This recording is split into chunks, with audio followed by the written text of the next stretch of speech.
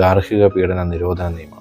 2005 ഇത്തരത്തിലൊരു നിയമം നമ്മുടെ നാട്ടിൽ പ്രാബല്യത്തിൽ വന്നത്. സ്ത്രീകളെയും കുട്ടികളെയും സംരക്ഷിക്കുക, ഗാർഹിക പീഡനത്തിൽ നിന്നും സംരക്ഷിക്കുക എന്ന ഉദ്ദേശത്തോടു കൂടിയാണ് ഇത്തരത്തിലൊരു നിയമം പ്രാബല്യത്തിൽ വന്നത്.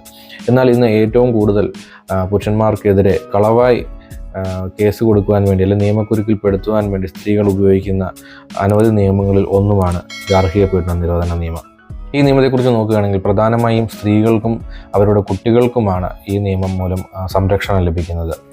ആർക്കാണ് പരാതി കൊടുക്കാൻ സാധിക്കുക, അല്ലെങ്കിൽ ആർക്കൊക്കെ പരാതി കൊടുക്കാം എന്ന് നോക്കിക്കഴിഞ്ഞാൽ സ്ത്രീക്കും കുട്ടിക്കും, ഒരു ഗാർഹിക റിലേഷൻഷിപ്പിലുള്ള ഗാർഹിക ബന്ധത്തിലുള്ള ഏതൊരു സ്ത്രീക്കും അവരുടെ കുട്ടിക്കും ഈ ആക്ട് അനുസരിച്ച് അല്ലെങ്കിൽ ഈ നിയമം അനുസരിച്ച് പരാതി കൊടുക്കാൻ സാധിക്കുന്നതാണ്.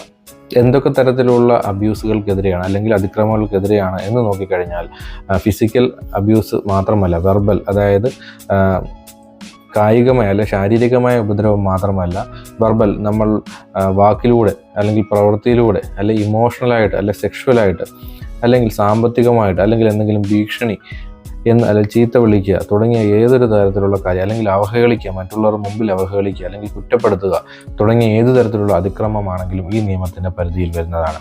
ഈ നിയമം സ്ത്രീകൾക്കും കുട്ടികൾക്കും വേണ്ടി മാത്രമാണെന്ന് പറഞ്ഞല്ലോ.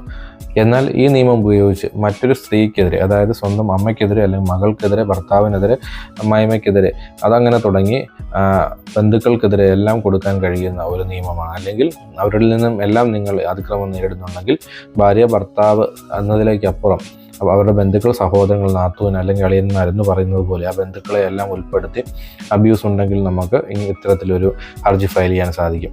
ഇനി എവിടെയാണ് ഹർജി ഫയൽ ചെയ്യാൻ സാധിക്കുന്നത് എന്ന് നോക്കിക്കഴിഞ്ഞാൽ പ്രൊട്ടക്ഷൻ ഓഫീസ്, ജില്ലാ സാമൂഹ്യനീതി വകുപ്പിൻ്റെ നേതൃത്വത്തിൽ നടത്തുന്ന ജില്ലാ പ്രൊട്ടക്ഷൻ ഓഫീസിൽ പ്രൊട്ടക്ഷൻ ഓഫീസർക്ക് പരാതി കൊടുക്കാം.